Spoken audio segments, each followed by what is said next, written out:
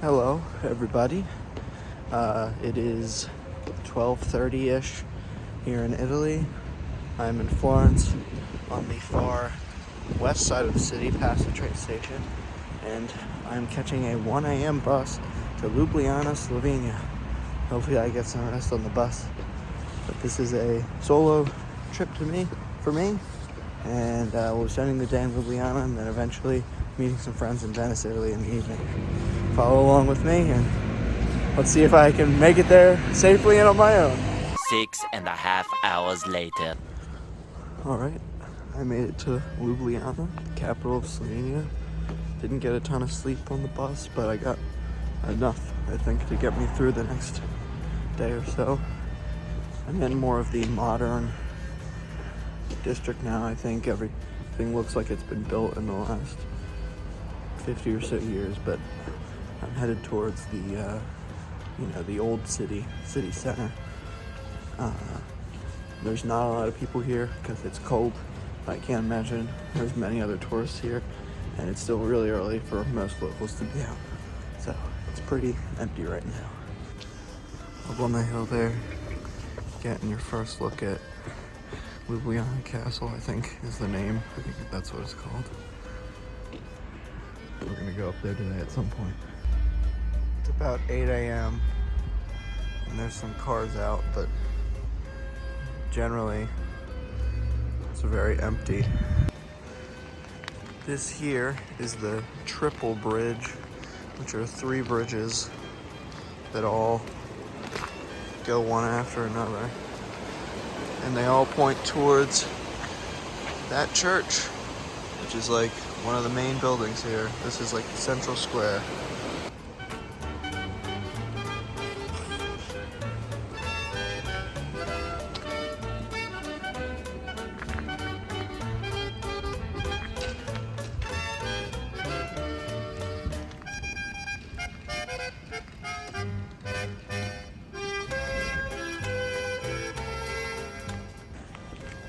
What they don't tell you when you visit Slovenia is that apparently nothing opens until 10 a.m. I got here at 7:45, so we've got some time to walk around.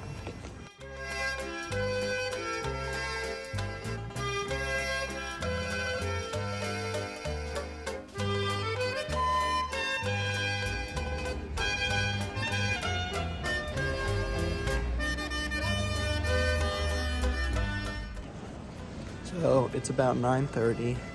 The castle and the funicular to get up to the castle both open at 10.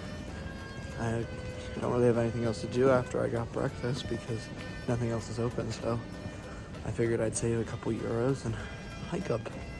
We'll see if I end up regretting this. I've done a lot of hiking over the past couple of years, but this hike is particularly steep, and it doesn't help that it's freezing cold and slippery because of the ice. That was way harder than it needed to be because it was so slippery. There were sections that looked like this, where it's just ice. One slip and you're falling. And now we kind of made it to the top. We're up the steep portion. Still can't slip and fall, but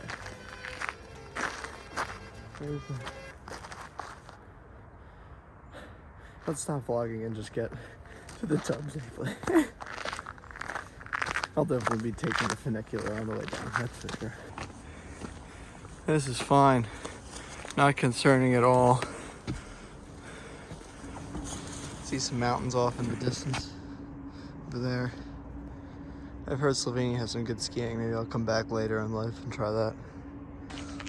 I also think, just based on the number of dead trees and the fact that this city is known, and the country as a whole, for being very in touch with nature, I think this would be a beautiful place to visit in the summer when everything's green and blossoming and such, rather than when everything's dead. Still very pretty, but I wouldn't mind coming back one day in the summer.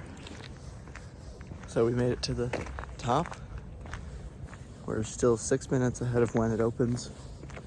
Hopefully they're pretty punctual with that. I only have a couple hours in the city, and I feel like because nothing opens until 10 or so. I want to definitely make the most of the last couple hours.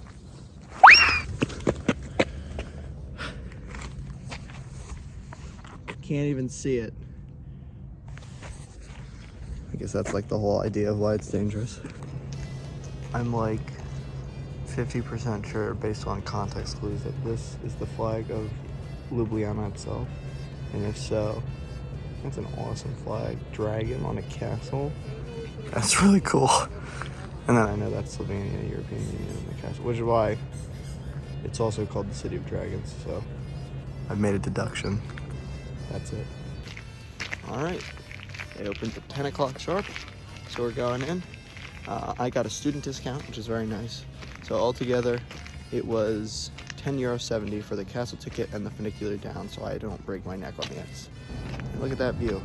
It's pretty cool. We're gonna get a better view than that in a little bit.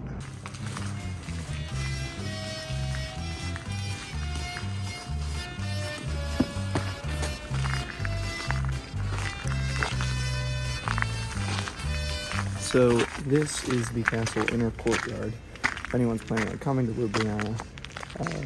And I hope I am saying that right, by the way. This is free. I purchased entrance so that I could go up there to get the view. And there's some museum exhibits and stuff inside.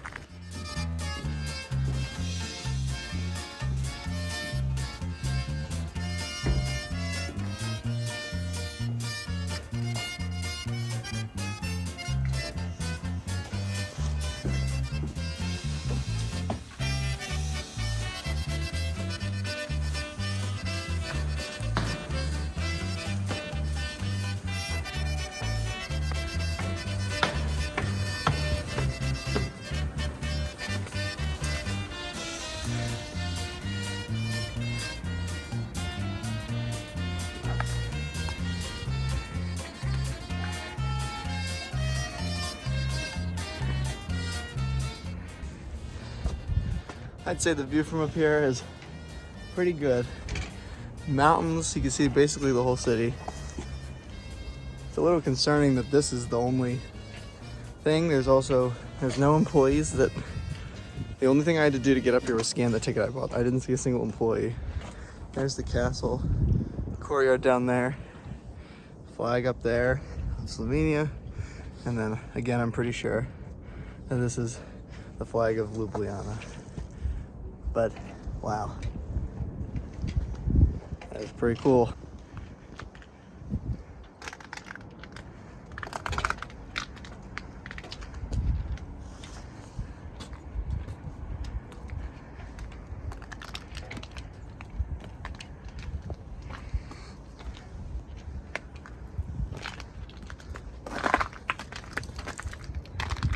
What's crazy is that from down there, the city feels pretty small because pretty much the entire historic section goes right along this river and a block or two beyond. But I didn't even really get a sense for how much bigger the city is than I thought, which makes sense. It's a European capital city, but right over there, that's where we came from, the train station, and then right down here. I'm the only one up here right now, by the way. This is pretty much what I wanted to come do up here. So I'm gonna take a minute, take some pictures, enjoy this awesome view, and then we'll go explore the rest of the castle a little bit since we paid for the ticket anyway.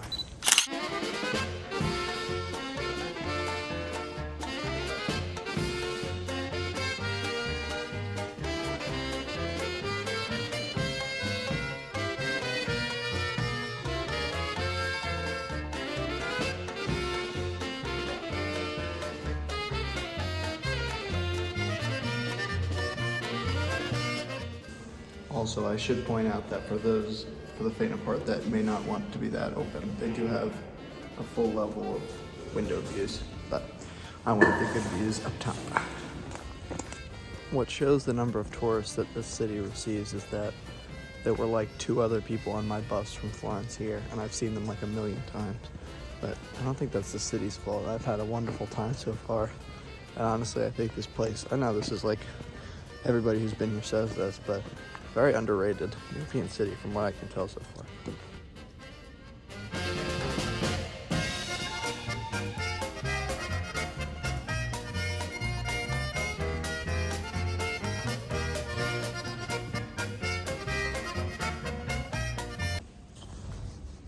These puppets remind me of that scene from the Polar Express that used to scare me as a kid.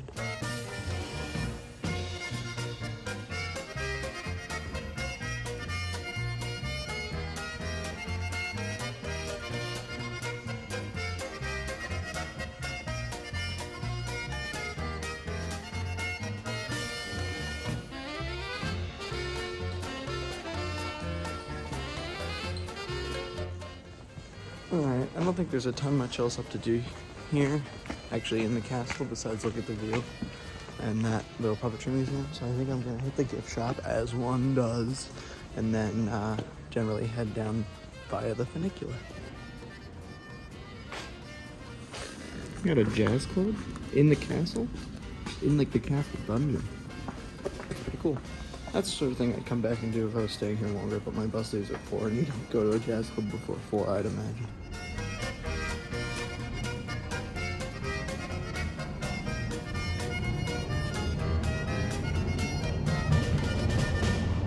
So once I was down from the castle, a lot of the things had started to open up. A lot of the stores opened up. The one main Catholic basilica opened up, so I went in there just to look around. It was €2 entry, but I think it was worth it to see the interior. Took some photos and stuff. And it was about time for lunch as well, since a lot of the lunch places were opening up, and I wanted to get something traditionally Slovenian for lunch. It felt like the right thing to do. My one day in Slovenia for who knows how long. So I went to a restaurant that you will see on screen now with and got a traditional sausage dish, which I will not try to pronounce.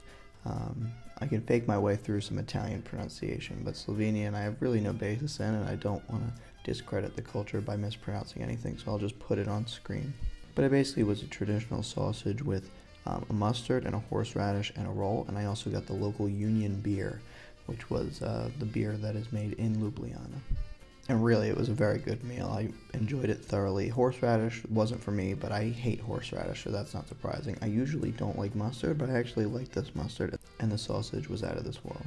At that point, I pretty much just spent some time exploring the city. I wandered into a couple more trinkety type stores and saw all the dragon merchandise that they had. I went into the store for the Slovenian national soccer team, and they actually had a really cool jersey, the blue and the white jersey with the mountains in the middle. It was very cool. If it honestly wasn't so expensive, I would have considered buying one.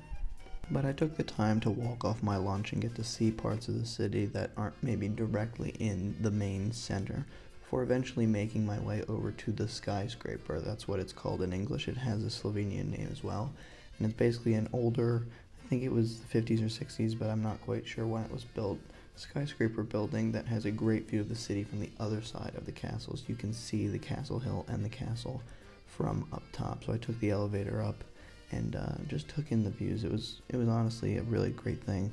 There is a restaurant and bar at the top. You don't have to buy anything to go up and look at the view, although it is polite to like get a drink or a snack or something while you're up there, I guess, just to give the business some of your business since you're using their terrace for view. But they wouldn't ask questions if you didn't order anything.